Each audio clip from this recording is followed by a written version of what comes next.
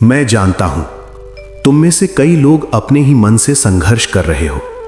कभी वासना तुम्हें खींच लेती है, कभी क्रोध तुम्हें अंधा बना देता है।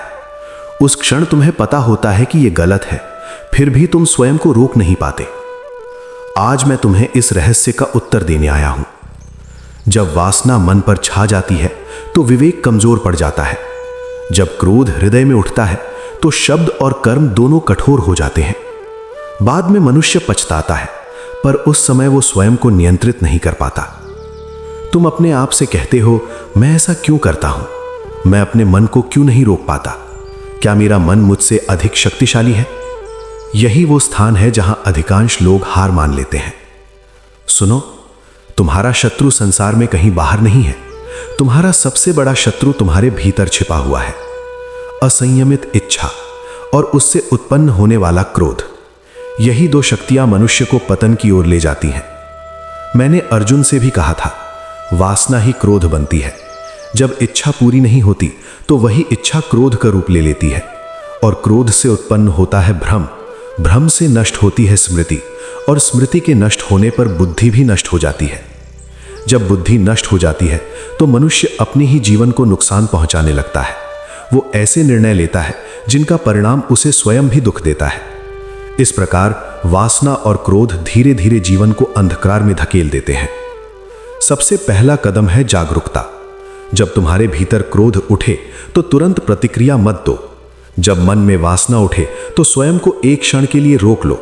सिर्फ इतना ही अंतर तुम्हारे जीवन को बदल सकता है। मन को नियंत्रित करना युद्ध जीतने जैसा है। यदि तुम प्रतिदिन अपने विचारों को देखोगे तो धीरे धीरे मन शांत होने लगेगा। ध्यान, अनुशासन और संयम ये मन के लिए औषधि है। वासना की ऊर्जा नष्ट करने की चीज नहीं है, उसे रूपांतरित करने की आवश्यकता है। उसी ऊर्जा को यदि तुम परिश्रम, अध्ययन और लक्ष्य में लगा दो तो वही शक्ति तुम्हें महान बना सकती है। क्रोध तब आता है जब अहंकार को चोट लगती है। यदि तुम हर परिस्थिति को सीख की तरह देखोगे तो क्रोध धीरे धीरे कम होने लगेगा। सच्ची शक्ति शांत रहने में है। जो स्वयं पर विजय पा लेता है वही सच्चा विजेता है।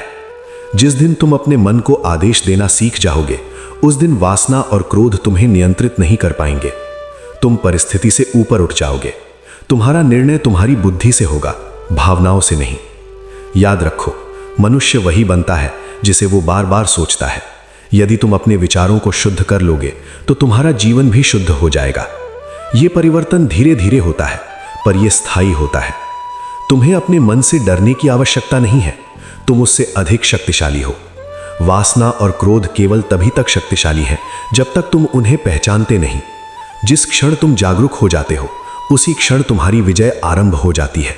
चलते रहो, मैं तुम्हारे साथ हूं।